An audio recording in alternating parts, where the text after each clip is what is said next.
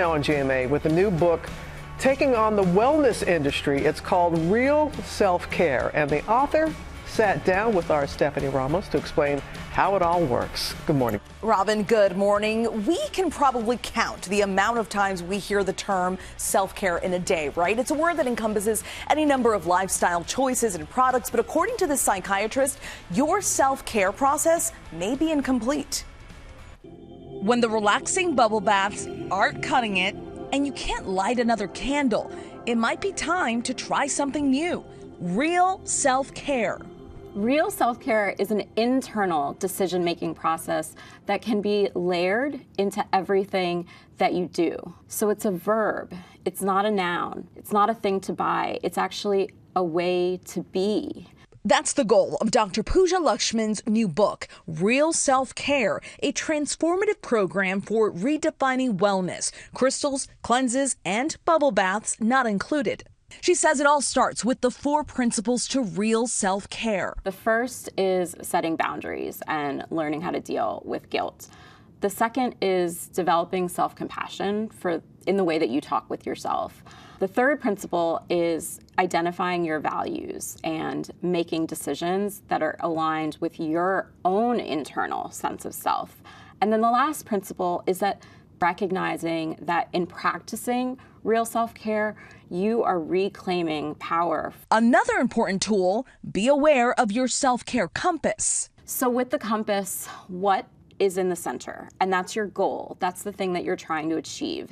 The middle part is your how. And so that is the values that you'd like to bring and your personal manifesto. So that is the reason that these goals and how you're going about them really fill you up. Most importantly, be compassionate with yourself. As women, we're taught that selfish is a bad word, and we have exalted selfless.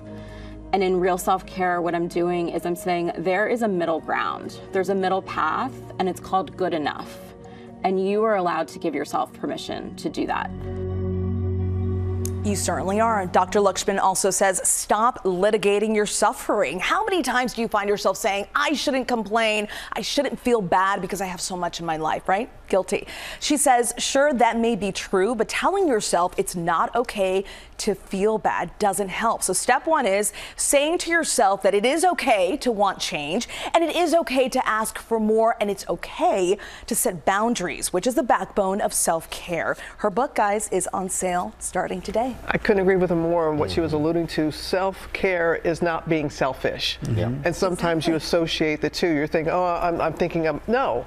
Self-care is not being selfish. Exactly. You have to take that time for yourself, especially if you're a working woman, you're a mom. You have to take that time in order to be able to care for others. Yep. That's right. Don't take care of yourself, can't take care of anybody else. Amen. Thank Nailed you it. so much. I'm loving this look in 2023. You're kicking it up. I'm telling you. What is Robin, what's going on? Thank you. You know what? New year, new me. Isn't that the saying? Yes. That's it. Self-care. Every single year. Self-care, It's George. working for you. It's Taking a working little bit for more you. care. Thank you, Robin. All right. Made my day.